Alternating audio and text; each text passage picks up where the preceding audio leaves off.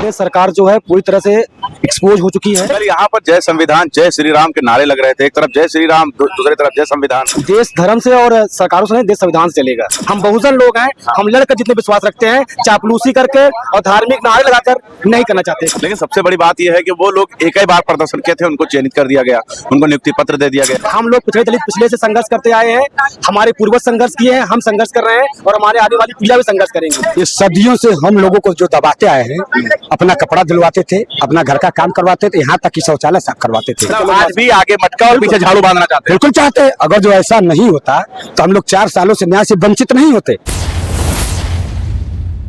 कल ये वही जगह है जहाँ पर अगड़ा और पिछड़ा आमने सामने थे और 4 साल से दर दर की ठोकरें खा रहे हैं, इनकी कोई सुनवाई नहीं हो रही है। 6800 शिक्षक अभ्यर्थी, क्या कहेंगे? कल क्या हुआ आप लोगों के साथ जो आमने सामने हो गए, एक लकीर बना दी गई थी? कुछ नया नहीं हुआ, ये तय था पहले से ही।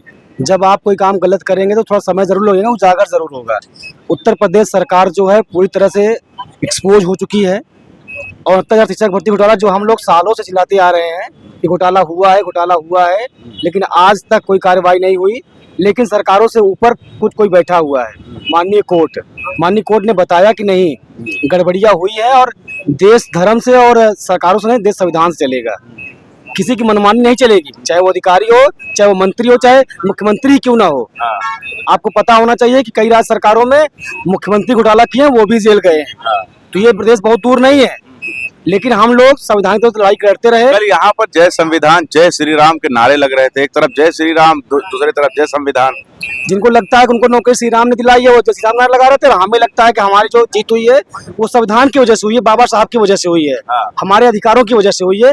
इसलिए हम जय संविधान का नारा लगा रहे थे। और जिन्हें लगता है कि जय श्री राम की वजह से उनको नौकरी लगी है और जय श्री राम की नौकरी बचाएंगे, वो जय श्री राम का नारा लगा रहे थे। मतलब तनी तरह आपस में था। देखिए, ये सरकार का प्लान था पहले से ही कि ये लड़ा दो अगड़ों को पिछड़ों से, चयनितों को चयनितों से, और जो लोग नौकरी कर रहे हैं, जो लोग नौकरी से बाहर हैं, उनसे। ये सरकार का पहले से प्लान था। अगर प्लान ना होता तो गड़बड़ियां नहीं होती। गड़बड़ियां हुई हैं, सामने आया है रिजल्ट, तो वो तो होना ही था। जिनकी नौकरी जा रही है वो जिम्मेदार नहीं है, जिम्मेदार ये बैठे हुए अधिकारी हैं। वो सड़कों पर उतरेंगे और नहीं उतरेंगे कहाँ जाएंगे? उनका सरकार ने उनका भविष्य अधर में डाल दिया है। जैसे हम तड़पे हैं 4 साल से, आने वाले 40 साल तक वो भी तड़पेंगे और नौकरी नहीं पाएंगे। अगर तड़पेंगे, जो नौकरी कर रहे हैं वो तड़पेंगे। तो अभी तक कोई आश्वासन नहीं मिला कि वही जैसे ही पहले टाला जा रहा था वैसे अभी भी टाला जा रहा है? देखिए, वही अधिकारी हैं जिन्होंने घोटाला किया था, अधिकारी नहीं बदले हैं। सरकार का नजरिया बदला है, हमारे लिए फैसला जरूर आया, लेकिन अधिकारी वही है। और वही अधिकारी जो चोरी किया है, जो हमारा हक खाया है, वो इतनी आसानी से कैसे ठीक करेगा? उसको समय तो लगेगा, और वही समय लग रहा है। लेकिन हम लोग छोड़ने वाले नहीं है। जैसे 4 साल लड़ लिए, वैसे 4 महीने और सही, लेकिन छोड़ेंगे नहीं। छोड़ेंगे नहीं। लेकिन लड़ाई तो आमने सामने हो गया ना, अगड़ा पिछड़ा। तो देखिए, वो लड़ाई हमारी लड़ाई नहीं है, वो सरकार का प्लान है। वो सरकार चाहती है कि लड़े आपस में, लेकिन हमारी उनसे कोई द्वेष नहीं है। वो नौकरी कर रहे हैं, वो नौकरी करें, वो और आगे प्रमोट हो जाए, उनसे हमसे कोई द्वेष नहीं है, क्योंकि उनकी कोई गलती नहीं। बात पे आमने सामने आप लोग जय संविधान जय श्री राम ऐसा कहने की क्या जरूरत थी? सोशल मीडिया पर तो धूम मचा है ये वीडियो। जरूरत इसलिए पड़ गई कि जिनका भविष्य अंधकार में जाएगा, जिनकी नौकरी जाएगी, वो जमीन पर उतरेंगे।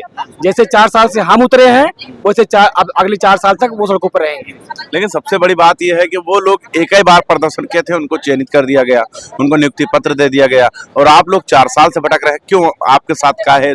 दोहरी नीति का है? देखिए, ये बहुत पुराने से चला रहा है, सनातन से चला आ रहा है कि जो उच्च वर्ग के लोग हैं, जो बैठे हुए लोग हैं, उन्हीं के लोग हैं, उन्हीं को नौकरी दे रहे हैं और उन्हीं को मलाई मिल रही है। हम लोग पिछड़े दलित पिछले से संघर्ष करते आए हैं, हमारे पूर्वज संघर्ष किए हैं, हम संघर्ष कर रहे हैं और हमारे आने वाली पीढ़ियां भी संघर्ष करेंगी। हम लड़ने वाले लोग हैं, हम बहुजन लोग हैं, हम लड़कर जितने विश्वास रखते हैं, चापलूसी करके और धार्मिक नारे लगाकर नहीं करना चाहते कोई भी काम। तो अभी पुलिस आप लोग को कहाँ लेकर जा रही है? इको गार्डन, पुराना घर इको गार्डन। तो पुराने घर जा रहे हैं आप लोग? मैं धनंजय गुप्ता देवरिया से देख रहे हैं ना। अभी हम लोग यहाँ पर धरना दे रहे थे। हालांकि हम सम्मान करते हैं प्रशासन का, क्योंकि उन्होंने साथ दिया है। लेकिन एक चीज, 2 तरह का हमने रवैया देख रहे हैं। एक यही CRT कार्यालय पे मैं प्रशासन के सामने कह रहा हूँ एक अधिकारी और इसमें संलिप्त और भी जितने लोग हैं बड़े स्तर पर घोटाला करते हैं, और माननीय हाईकोर्ट का फैसला अब तो आ गया कि बहुत बड़े लेवल पर घोटाला हुआ है, उनके लिए कोई कार्रवाई नहीं। हमको आकर के धमकी और दबाव दिया जा रहा है कि बाई द वे कहीं भी पेपर लीक होगा, आपके मत्थे अगर जो आप यहाँ से नहीं खाली करते हैं तो आपको ये मत्थे जो है यानी हम आतंकवादी पेपर लीक का बताइए, अगर हम लीक का आरोपी बना देंगे। बिल्कुल बिल्कुल, ये बताइए अगर हमें पेपर लीक करना होता तो हम यहाँ थोड़े बैठे होंगे, इसके पहले पेपर लीक वाला मामला हम करा कर खुद में नौकरी में चले गए होते। यही होता है, देखिए इस राम राज्य में मतलब ये देखा जाता है न्याय देने के पहले कौन किस जात का है, कौन किस वर्ग का है, कौन किस धर्म का है, उसके साथ उस तरह का व्यवहार किया जाए, क्योंकि इनको पता है कि पिछड़े और दलित वर्ग का है, इन लोगों का है खिलाफ जो है ऐसा कोई तांडव किया जाए ताकि ये आने वाला समय में अगर हम लोग जितना प्रताड़ित हो गए हैं, ये तो 69 शिक्षक भर्ती बच्चों के दम पे, हम लोग के दम पे उजागर हुआ है, जग जाहिर हुआ है, तमाम ऐसे भर्ती होगी जो इसमें घोटाला हुआ है। लेकिन आने वाला समय सब ओबीसी एससी समाज के लोग, माइनॉरिटी समाज के लोग जाग चुके हैं। अब राम राज नहीं चलेगा, अब संविधान चलेगा, बाबा साहब संविधान के नाम से संविधान चलेगा। एक्चुअली सर जानते क्या है, इनको तकलीफ किसके बात की है?